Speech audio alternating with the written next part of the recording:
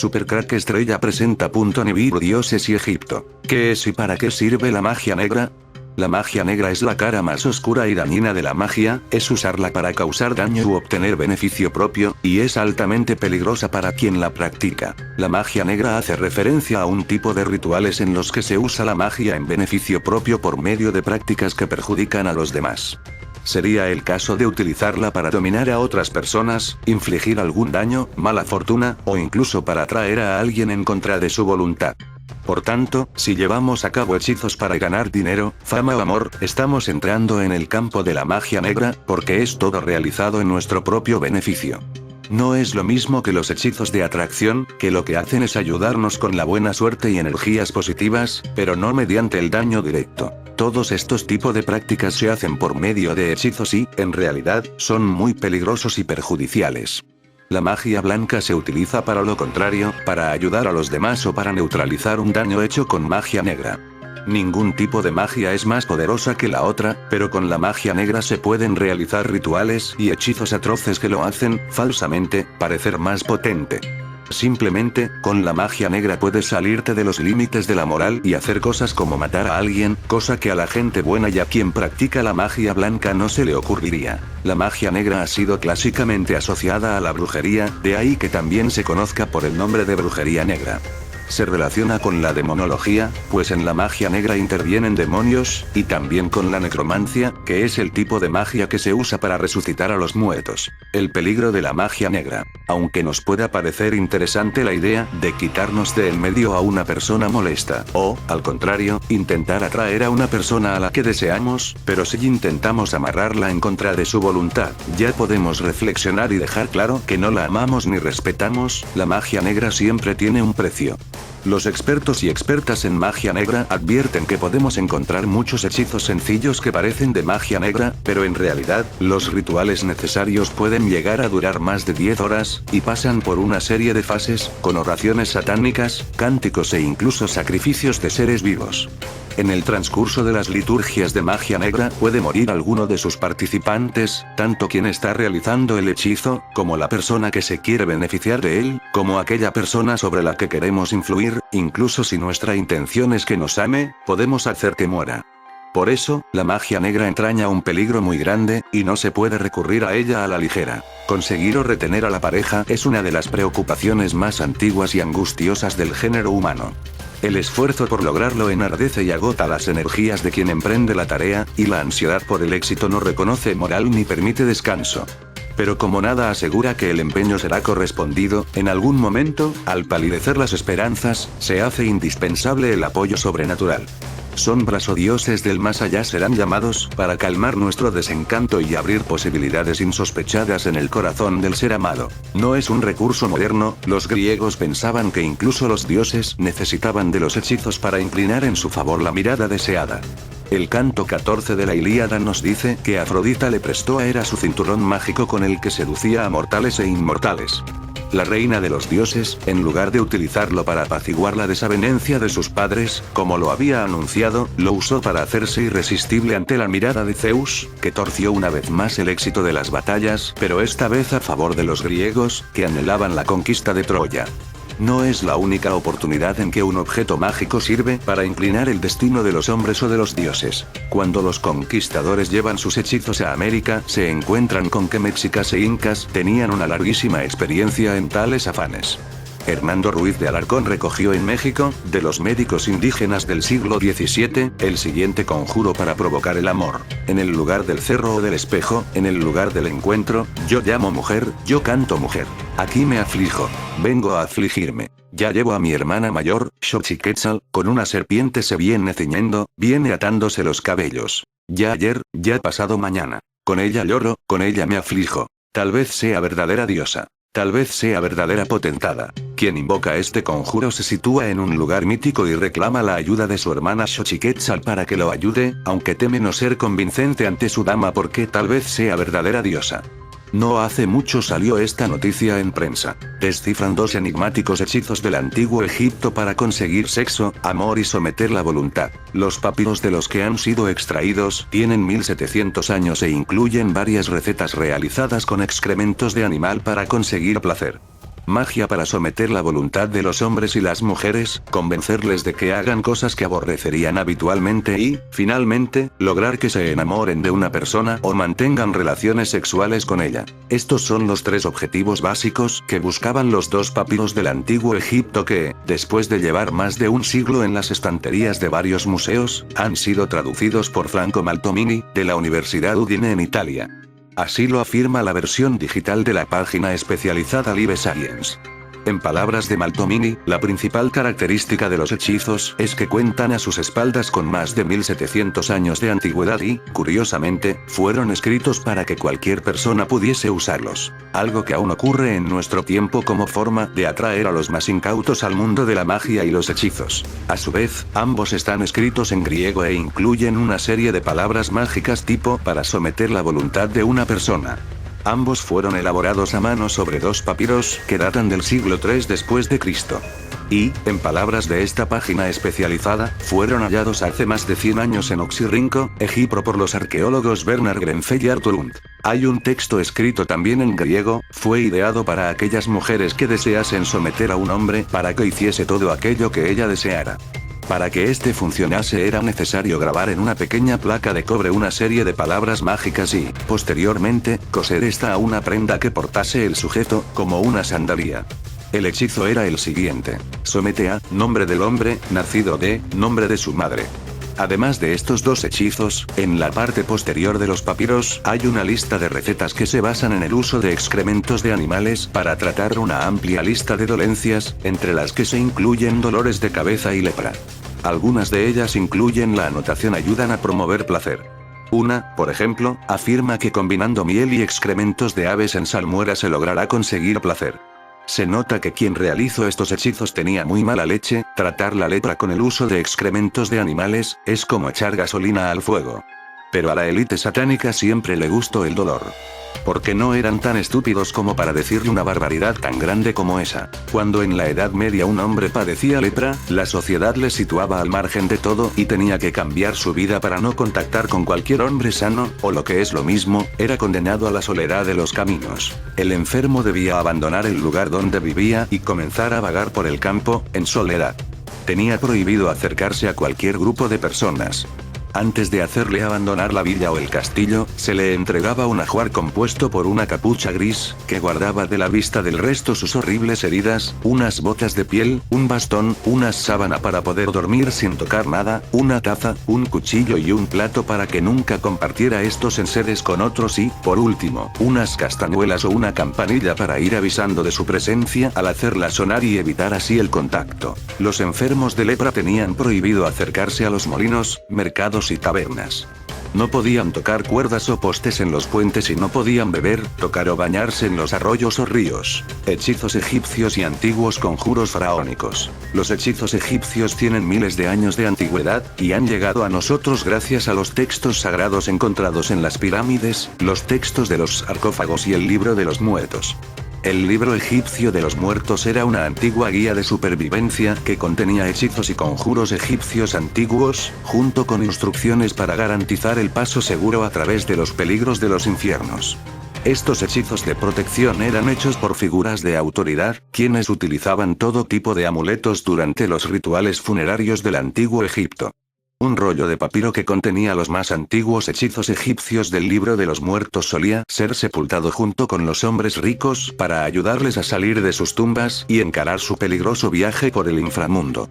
En este artículo veremos qué tipos de hechizos egipcios han llegado hasta nuestros tiempos, y cómo conjurar hechizos de amor egipcios. Los hechizos egipcios y el mundo terrenal. El libro de los muertos contenía cerca de 200 hechizos mágicos diseñados para ayudar a superar las pruebas y juicios que tendía el inframundo. Los peligros de los infiernos incluían una variedad de obstáculos, incluyendo bestias temibles, varias trampas, demonios y una larga serie de pruebas. Los hechizos egipcios debían ser recitados en el momento indicado para pasar cada prueba y garantizarse el paso seguro hacia la sala de las dos verdades, en donde se examinarían las acciones de sus vidas mortales. Conocer los hechizos mágicos correctos era esencial para el día del juicio. Pero también existían otro tipo de conjuros egipcios antiguos, llamados palabras divinas, o palabras de poder, codificados en forma de jeroglíficos. Los hechiceros utilizaban estas palabras secretas para hablar con las divinidades y así crear o modificar la realidad.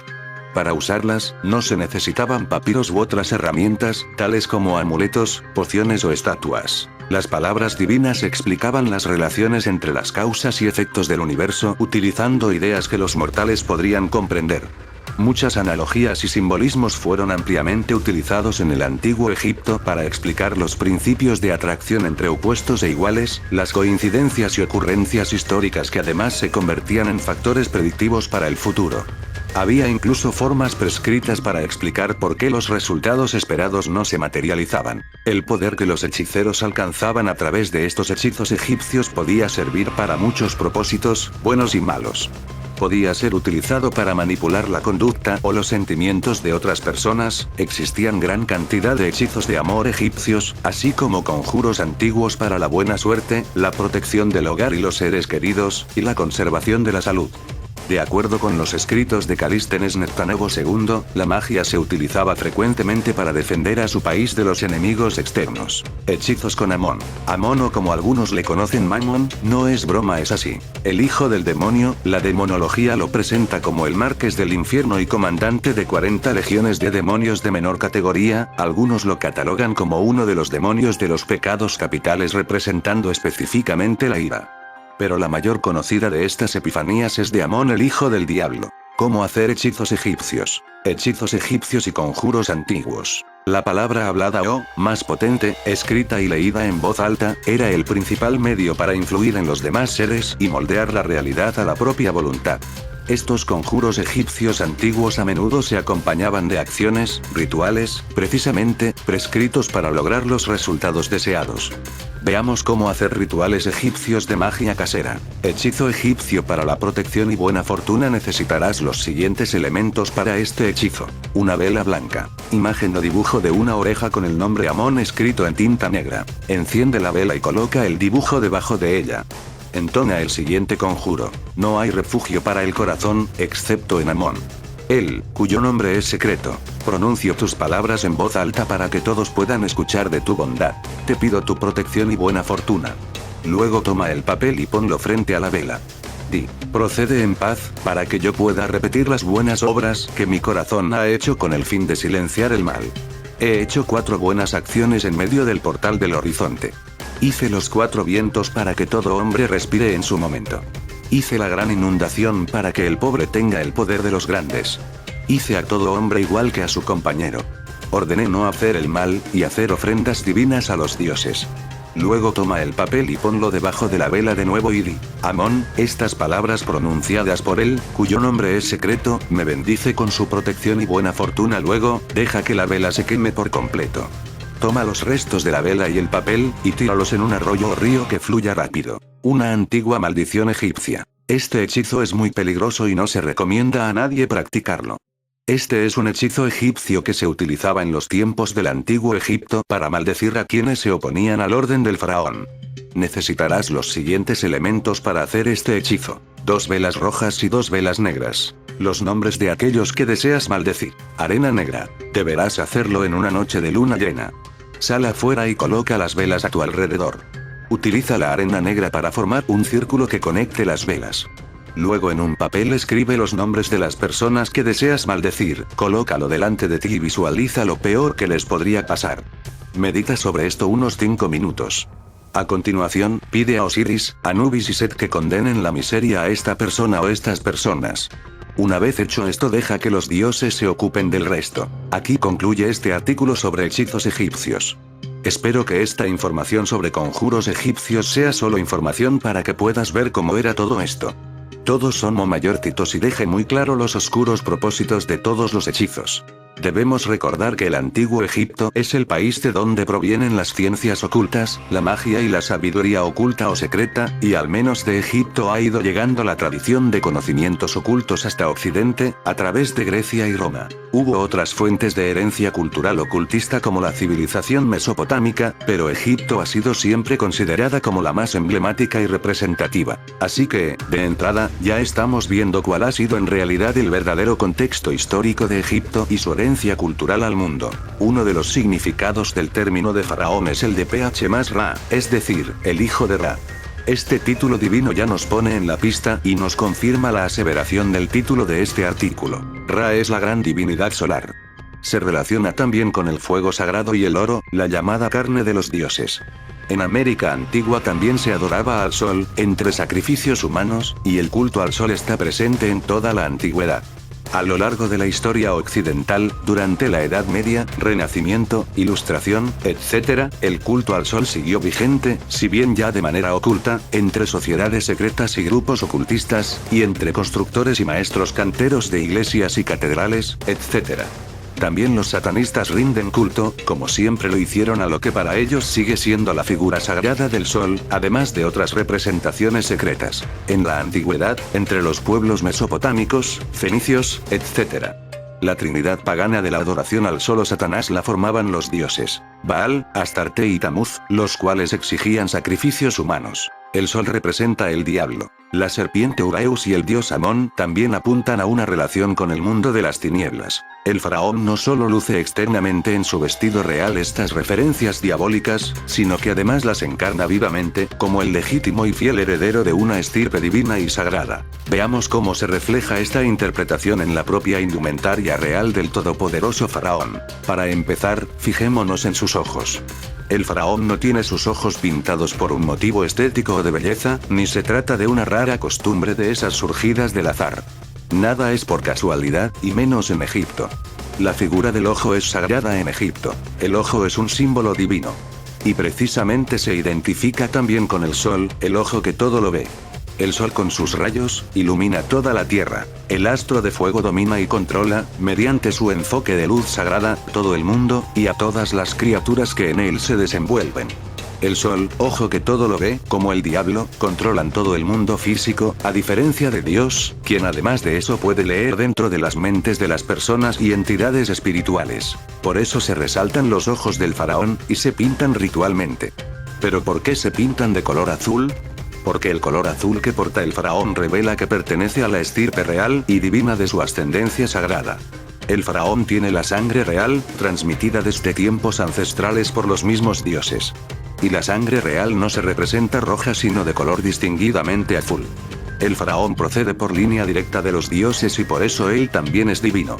Su sangre tiene el color del lugar de donde procede, el cielo azul. Esta sangre real, aniquilado el imperio egipcio, llegará más tarde a Europa para refugiarse y seguir sucediéndose. Es el Santo Grial. La copa de la que bebió Jesús de Nazaret en la última cena, y que después recogería la sangre de Jesús, según la leyenda.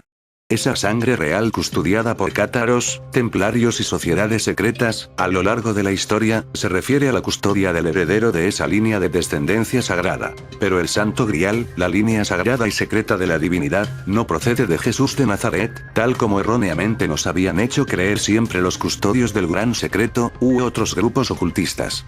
Aunque en realidad se trata probablemente más que de un error, de una desinformación o deformación interesada, adecuada para camuflar su verdadero secreto. Si el linaje sagrado que desembarcó en Francia, hace unos 2 milenios, no procede de Jesús de Nazaret, entonces ¿de quién procede esa estirpe protegida? He ahí la clave de todo el misterio. Una respuesta que nunca ha sabido nadie excepto los guardianes del tesoro. La explicación más probable es que esa estirpe sagrada podría referirse justamente a la sangre real que llevaba en sus venas el propio faraón de Egipto, y que después llevaría su divina descendencia. Una línea hereditaria cuyo secreto siempre se ha protegido por las órdenes ocultas, y que probablemente podría estar llamada a entroncar, a su debido tiempo, y en el final de los tiempos, con el último heredero real, que aún estaría por llegar, el Anticristo.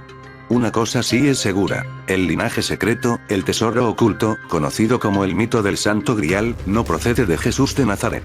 Los investigadores David Wood e Ian Campbell, según narran en su libro El secreto de Poussin, descubrieron una figura pentagonal en torno a la geografía mágica de Rennes-le-Château, un pueblo enclave francés en donde los guardianes de la tradición escondieron secretos sobre el linaje de la sangre real. Asimismo, la leyenda decía que en la misteriosa tumba del Monte Cardú, cercano a la localidad de Rennes-le-Château, había sido enterrado Jesús o alguien cercano a él como María Magdalena o José de Arimatea. Sin embargo, los citados autores descubrieron 56 piedras en el interior de la enigmática tumba. Dicho número corresponde al temido dios egipcio Set. Por otra parte, recordemos que la historia del cura de Rennes-le-Château, Francois Berenguer Sauniere, está unida no al mensaje bíblico y cristiano, sino a toda una aventura ocultista entre órdenes masónicas y rosacruces, cuyas huellas se ven claramente en la extraña iglesia del lugar, dedicada a María Magdalena, todo un templo ocultista concebido para la adoración secreta, con demonio Asmodeo incluido. ¿Acaso tiene sentido que órdenes ocultistas como los cátaros, los templarios, y otros grupos secretos posteriores, adoradores del diablo, custodiasen y protegiesen una supuesta línea de descendencia de Jesús de Nazaret, cuando son sus mayores enemigos? La historia del hermano gemelo, que nunca fue recogida en la Biblia, no tiene ningún sentido. Y si hubiera existido, los custodios del secreto oculto lo habrían combatido, en vez de protegerlo. Los defensores de la sabiduría oculta y secreta nunca habrían ayudado ni a Jesús, ni a un supuesto hermano gemelo suyo, ni a un discípulo suyo y ni siquiera a ningún creyente cristiano. La historia del hermano gemelo habría significado la derrota de Jesús de Nazaret, de Dios mismo, y por tanto de toda la humanidad, que permanecería entonces para siempre esclavizada bajo el yugo del diablo. Para aquellos que no conocen dicha leyenda, esta se resume básicamente en que un supuesto hermano gemelo que tenía Jesús, en un momento dado, durante la subida a rastros con la cruz por las 13 estaciones, pegó el cambiazo con su hermano, muriendo el otro, el gemelo, en la cruz. Más que una broma, parece un guión malo de película. Pero ahora regresemos a Egipto, para terminar de intentar descifrar los misterios que oculta la figura del faraón. Si nos fijamos en sus orejas, en proporción con su cara, son demasiado grandes. En Egipto se solían representar con bastante frecuencia unas orejas más grandes de lo normal. Solo hay una explicación posible: un interés por imitar el aspecto de sus dioses, dotados de orejas más grandes que las humanas. Además, en muchas representaciones egipcias, las orejas grandes son también a la vez unos cuernos, o hacen de cuernos. El vistoso collar que luce el faraón, ver foto de Tutankamón, más abajo, bajo su cuello, y rodeando sus hombros y pecho, simboliza unas alas. Se trata de alas divinas, como las que tenían sus dioses, entes angelicales de las tinieblas. El collar alado revela la procedencia celestial de la estirpe divina del faraón. Son las alas de los dioses del cielo. Nos recuerda que el faraón es otro dios, que pertenece al cielo. ¿Por qué la máscara del faraón es de oro? Porque el oro es el material o la carne de los dioses. El oro también representa el fuego, y es el elemento de la divinidad solar, y por lo tanto es sagrado. Lo cual nos lleva a relacionar al faraón con el sol, y por lo tanto con la figura del diablo. Recordemos que los faraones salieron de Siberia en una época sin determinar, cruzando Europa hasta llegar a Egipto, dejando un rejero de su linaje por la parte de Europa que cruzaron. El tocado Nemes que corona la cabeza del faraón imita la cornamenta de la gran divinidad egipcia, junto con el símbolo del sol, el dios Chibu-Amón, quien también es perfectamente identificable con la figura del diablo. A lo largo de todo el tocado faraónico, se alternan sucesivamente rayas doradas y rayas azules. Las rayas del tocado imitan perfectamente las rayas de los cuernos del dios carnero, como puede observarse. Las rayas doradas aluden a la condición divina y solar del faraón. Y las rayas azules nos recuerdan su procedencia del cielo, como descendiente y orgulloso portador de la sangre real de sus antepasados, los dioses. Estas rayas azules tienen el mismo color que los ojos del faraón. La exhibición por parte del faraón y de los egipcios, luciendo siempre sus adornos de oro, piedras preciosas, joyas, pendientes, etc. Quiere recordar y testimoniar que son los hijos de su padre divino, el dios Sol. Al igual que de la cabeza del dios Amón descienden sus dos cuernos, sobre los hombros del faraón bajan los dos cuernos mediante las prolongaciones nada casuales, sino perfectamente estudiadas de su tocado real. No hay duda, el tocado Nemes del faraón es la cornamenta del dios Chivo. Por supuesto, el faraón luce también una imponente perilla, bellamente creada, cuyo uso oficial la convierte ya en postiza como una pieza obligada más en la indumentaria real. Naturalmente este accesorio real imita de nuevo la perilla del dios chivo Amón. Ya tenemos la figura del faraón representando completamente la forma de un chivo, el dios chivo Amón, cuyo nombre significa el oculto, el chivo del diablo. Pero como curiosidad, si según esta interpretación, la imagen del faraón se trata de una figura demoníaca, ¿dónde está representado en el faraón el rabo que tienen Amón y el diablo? Atón. Era una deidad solar del antiguo Egipto que representaba al disco solar en el firmamento. Se le consideraba el espíritu que alentaba la vida en la tierra, la fuerza vital, en la mitología egipcia. En época de Amarna, Atón era un dios de bondad infinita, el que vivificaba la justicia y el orden cósmico, Maat, favoreciendo a todos los hombres por igual. El soberano era su enviado, y su profeta en la tierra, el único digno de inmortalidad. En los primeros tiempos se representó como un hombre con cabeza de halcón, después como disco solar del cual surgían rayos con manos extendidas hacia los creyentes, o sujetando signos de la vida. Desde comienzos del Imperio Nuevo son conocidas las representaciones de dioses con cabeza de halcón. Sin embargo, recién a comienzos del reinado de Amenhotep IV, en los textos, aparece mencionado el dios halcón Ra-Horajti asociado inequívocamente con el disco solar, Atón. El culto del disco solar, Atón, se desarrolló rápidamente bajo Amenhotep III, pero no amenazó seriamente la primacía de Amón.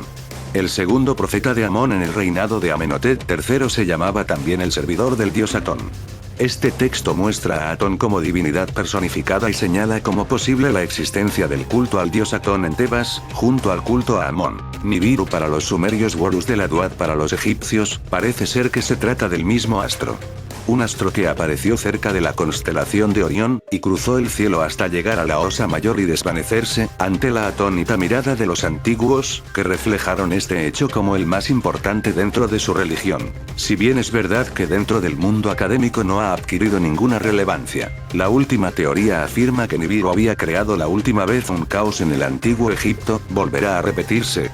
Una de las últimas afirmaciones relacionadas con Nibiru acaba de aparecer en internet que la última vez que Nibiru pasó por el sistema solar, causó estragos en el imperio más poderoso de la Tierra en ese momento, Egipto, y eso llevó a la caída del país y también permitió que Moisés y los israelitas escaparan. Llegando al presente, cuando un niño ruso Boriska Kipriyanovich, que vive en Volgogrado, Rusia, afirmó que vivió en el planeta rojo en su nacimiento anterior antes de nacer en la Tierra, y que unió las pirámides de Giza a la existencia celestial, Egipto se convierte en el objetivo inminente del mal de ojo de Nibiru para la segunda destrucción.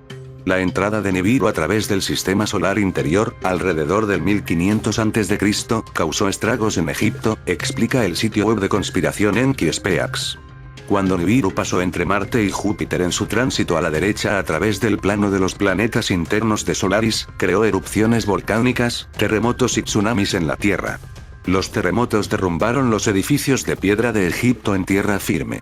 El Mar Rojo retrocedió y se precipitó hacia atrás pero la tierra temblorosa salvó las flexibles cabañas de caña de la población esclava israelita de 600,000 descendientes de Jacob, cuyos antepasados habían venido a Egipto cuando el hijo de Jacob, José, era el supervisor de Egipto. El príncipe egipcio Moisés Freer dice que Akenaten dirigió a los israelitas y aterrorizados egipcios que se unieron a ellos, a través de los pantanos del Mar Rojo, mientras las aguas retrocedían en la serie de terremotos, escribe el sitio web. Sin embargo, esta no es la primera vez que los teóricos de la conspiración afirman que Nibiru había pasado por el sistema solar en la antigüedad y había causado el caos en la Tierra. En 1985, un instructor de matemáticas de la Universidad de Arkansas, Daniel Wimire, publicó un artículo que sostenía la existencia de un planeta al borde del sistema solar. El documento fue publicado en Nature recientemente. El señor Wimire dijo que el planeta también podría ser responsable de todos los cometas que se acercan a la Tierra. Un artículo, publicado en el sitio web de la Universidad de Arkansas, dice: en 1985, una mirada al registro paleontológico apoyó la idea de lluvias de cometas regulares que datan de hace 250 millones de años. Las investigaciones más recientes muestran evidencia de tales eventos, que datan de hace mucho 500 millones de años. Las pirámides de Egipto fueron construidas por una civilización más antigua. No fueron construidas por seres de otras dimensiones con un propósito específico relacionado con el planeta. Sí, para que entiendas bien el propósito de la creación de las pirámides, es importante que conozcas las razones por las que fueron creadas para posteriormente explicarte cómo fueron construidas y su significado para nosotros el día de hoy. Así como la vida humana tiene un ciclo de vida, que coincide en todos los humanos, la vida en el planeta obedece a ciclos de vida cósmicos ya establecidos. A este ciclo de vida cósmico se le conoce como precesión de equinoccios, también conocido como gran año. ¿Qué es eso? En la astrología, hay 12 signos del zodíaco. A cada año, corresponde un período de 160 años en la vida del planeta. Por lo que, si multiplicas 12x 2,160 te da 25,920 años. A este período de 25,920 años se le conoce como precesión de equinoccios o gran año. Y el planeta recorre los 12 signos del zodíaco. Durante la primera mitad de este ciclo de 25,920 años es cuando el nivel de conciencia se expande al máximo. Y en la segunda parte de este ciclo, la conciencia va decreciendo gradualmente, hasta llegar a su punto máximo de oscuridad, para después pasar a otro nivel de conciencia u otra dimensión. Hay dos puntos clave durante el gran año, en los cuales se dan cambios profundos y trascendentales en el planeta, y que afectan los valores humanos y la historia de manera espectacular. Estos dos puntos están situados justo antes del punto medio, y poco antes del inicio de un nuevo ciclo o gran año. Si divides el período de 25,920 años entre 2, te da 13,000 años aproximadamente, ¿verdad? ¿De qué te sirve saber esto? La Atlántida se hundió hace 13,000 años. La causa de su hundimiento fue llegar al punto medio del gran año. En este punto, se alcanzó el punto máximo de la conciencia. Llegar a este punto clave dentro del ciclo, ocasionó cataclismos y ocasionaron cambios en el planeta que afectaron la vida. ¿Alguien sabía que esto iba a suceder en la Atlántida antes de que pasara? Sí, los maestros ascendidos de ese continente, seres que habían alcanzado la conciencia crística y la inmortalidad, lo sabían, y se prepararon 200 años antes, para recibir el cataclismo. ¿Qué hicieron? Para empezar, la memoria humana y su existencia como especie está ligada al campo magnético del planeta. De hecho, cada especie animal tiene su propio campo magnético planetario que se relaciona con ellos. Es una especie de red electromagnética que se extiende por toda la Tierra. Cuando una especie desaparece, lo hace automáticamente el campo magnético que se relaciona con ellos. Cuando se llega al punto medio dentro del gran año, el campo magnético del planeta llega al punto cero y se destruyen los campos magnéticos. Con ello, se destruye la memoria también y se desaparece como especie. Los maestros ascendidos de la Atlántida lo sabían. Necesitaban hacer algo para que la raza humana no desapareciera. Solicitaron permiso a las jerarquías superiores para construir un nuevo entramado crístico. Así, cuando pasara el hundimiento de la Atlántida y se destruyera el campo magnético relacionado con los humanos, el nuevo entramado crístico tomaría el lugar inmediatamente y los humanos podrían seguir existiendo como especie. Aunque la memoria sí desaparecería. Los atlantes que sobrevivieran ya no recordarían quiénes eran y empezarían de cero. Eso no pasaría con los maestros ascendidos. Ellos sabían cómo crear campos magnéticos internamente, para conservar su memoria. Bien, ahora empezamos a ver el propósito de la creación de las pirámides de Egipto. Los maestros ascendidos Tot, Ra y Ara-Magog decidieron construir las pirámides, para construir esa nueva red electromagnética. Eligieron a Egipto, porque justo debajo de la zona en que están construidas, estaba el eje del entramado de conciencia crística, que en esos momentos todavía existía. Por lo que las pirámides tienen una antigüedad aproximada de 13,000 años. Las pirámides, según Tot le platica a Drúmbalo Melquisedec, fueron construidas con la mente y el corazón, en un período de 3 días de la cuarta dimensión. Debo aclarar que nosotros nos encontramos actualmente en la tercera dimensión. Por lo que el equivalente en tiempo en nuestra dimensión debió de ser mucho mayor. Los maestros ascendidos también construyeron una nave espacial, de 3 a 5 átomos de grosor, plana en su base y techo. Con una longitud equivalente a 2 edificios de extremo a extremo. Dicha nave tenía forma circular. Fue colocada 1,5 kilómetros debajo de la Esfinge, en un supertono electromagnético más alto, que le permitía no ser vista y atravesar la Tierra sin problema alguno. Regresando a la precesión de los equinoccios, los cambios en cualquiera de los dos puntos clave del gran año ocasionan grandes cambios en el eje gravitacional de la Tierra y pueden dar lugar a glaciaciones, hundimiento de continentes, terremotos, etc. Eso es lo que iba a sucederle a la Atlántida. Y entonces sucedió el cataclismo. Tot tomó la nave donde se encontraba debajo de la tierra y se dirigió a la Atlántida, para salvar a los maestros ascendidos. Casi inmediatamente después de haber despegado unos cientos de metros de la superficie con los maestros ascendidos, se hundió la última isla de la Atlántida, Undal. Se dirigieron a una pista de aterrizaje situada en la punta de la Gran Pirámide. Los maestros ascendidos conservaron su memoria, al crear su propio campo electromagnético. Después de 3 días y medio, se llegó a punto cero en el campo magnético, y se emergió en el mundo de la tercera dimensión, en el que nos encontramos ahora. Pasado esto, los maestros ascendidos penetraron en la Gran Pirámide por un túnel circular que los conducía a la ciudad subterránea. Ray, un tercio de los maestros ascendidos se quedaron en esa ciudad subterránea. Entre esos maestros se encontraba Tat, el hijo de Tot. En esa ciudad subterránea se formó la hermandad de Tat. Después, volaron al lago Titicaca. Tot y otro tercio de los maestros fundaron el imperio de los incas. Finalmente, la nave viajó al Himalaya y desembarcó a Amagot. El resto de los maestros regresaron a la Esfinge. La razón de que se escogieran la ciudad subterránea, la Isla del Sol y el Himalaya, fue para establecer la red de circuitos energéticos de una conciencia crística sintética de la Tierra. Egipto es el punto masculino de la red, los mayas incas el femenino y el Himalaya el punto neutral. En términos científicos, esta red de conciencia crística es un campo electromagnético que se extiende por toda la Tierra y tiene formas geométricas. Posteriormente, los maestros hicieron miles de pirámides en la cuarta dimensión, que no son visibles para nosotros. También, esta vez con la ayuda de los humanos, construyeron pirámides y catedrales para ayudar a la red de conciencia crística. En el complejo religioso de Teotihuacán, México, hay 2 grandes pirámides, la del Sol y de la Luna. ¿Qué crees? La pirámide del Sol, que es la mayor, tiene lados de 215 metros, por lo que su base es semejante a la de la Gran Pirámide de Egipto. Esta coincidencia se explica por ser los maestros ascendidos de la Atlántida los creadores de estas pirámides, ya sea físicamente o intelectualmente con la ayuda de los humanos de las culturas locales. Así como en Egipto, que la historia oficial dice que las pirámides y la Esfinge fueron construidas de repente, sin ningún conocimiento importante de las culturas anteriores. ¿Qué crees? La historia oficial dice que en Teotihuacán pasó exactamente lo mismo, y en un pueblo que no conocía herramientas de metal ni utilizaba máquinas simples para la construcción.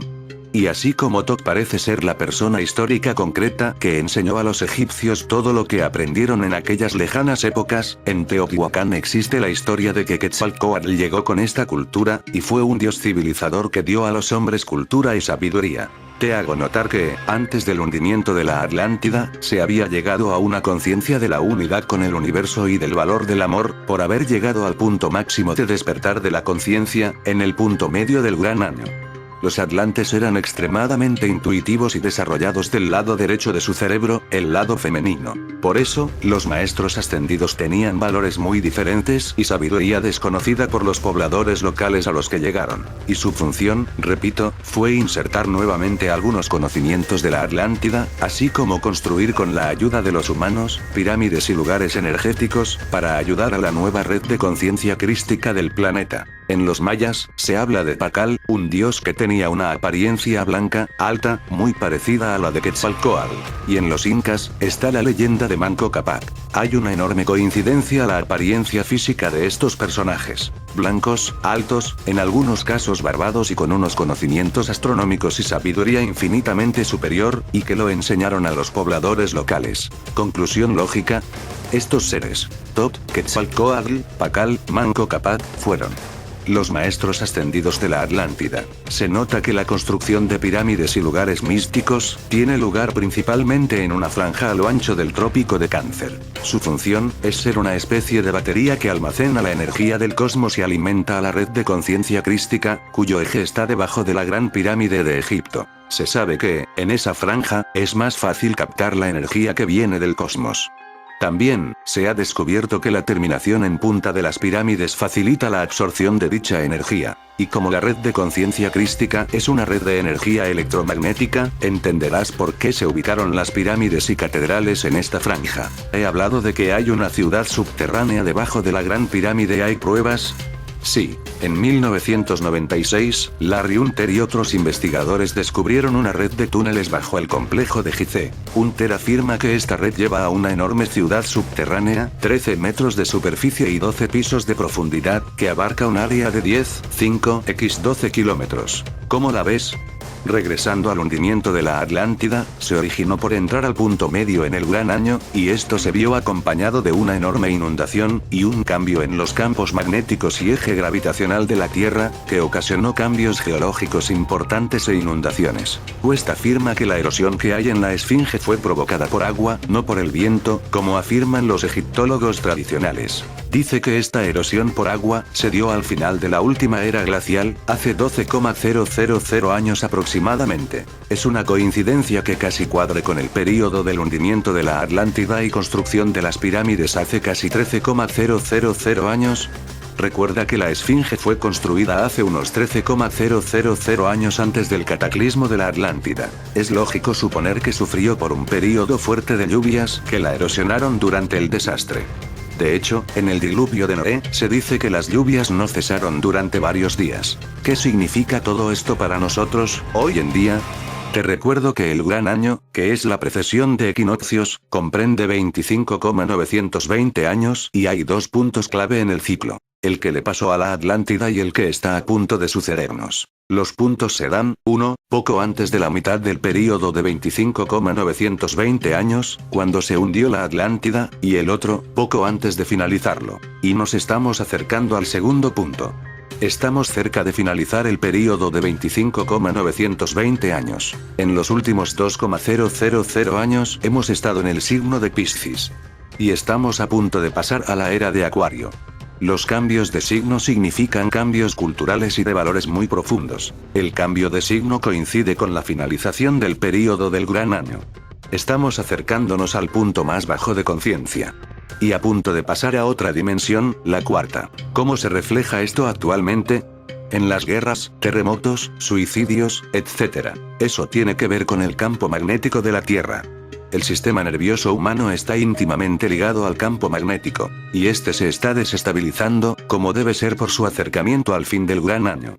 Gradualmente, el campo magnético se está acercando a cero como le pasó a la Atlántida. Es por eso, que los seres humanos nos volvemos un poco desmemoriados y desequilibrados emocionalmente en esta época. Y es por eso que gradualmente hay más terremotos, por estar siendo desequilibrado el campo magnético y el eje gravitacional del planeta. Al acercarnos más al punto cero, la memoria se vuelve más volátil. Porque cuando se llega al punto cero, se pierde la memoria por completo. Y emergeremos a la cuarta dimensión.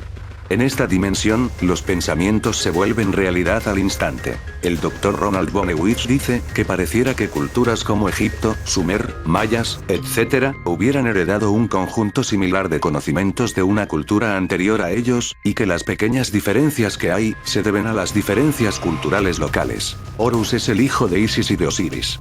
Se le representaba como un halcón o también como un hombre con cabeza de halcón. Lleva la doble corona de Egipto sobre la cabeza. Horus es una de las más antiguas deidades egipcias. Ya se le adoraba en tiempos predinástico, aparece mencionado en el libro de los muertos y forma parte del mito de Osiris. Set mató a Osiris para usurpar su trono. Despedazó su cuerpo y lo repartió por los rincones de Egipto. Isis, esposa de Osiris, busca y recupera los restos de su marido, devolviéndolo a la vida para copular con él y engendrar al hijo de ambos, Horus. Cuando Horus crece y se hace adulto, lucha contra Set por el trono de Egipto derrotándolo. Este mito aparece repetidamente con diferentes versiones a lo largo de toda la historia de Egipto, desde los textos de las pirámides de las primeras dinastías hasta los templos ptolemaicos más recientes. El mito de Osiris. Set mató a Osiris para usurpar su trono. Set podría representar a Nibiru, mientras que Osiris podría representar a la Tierra, un ciclo de la vida.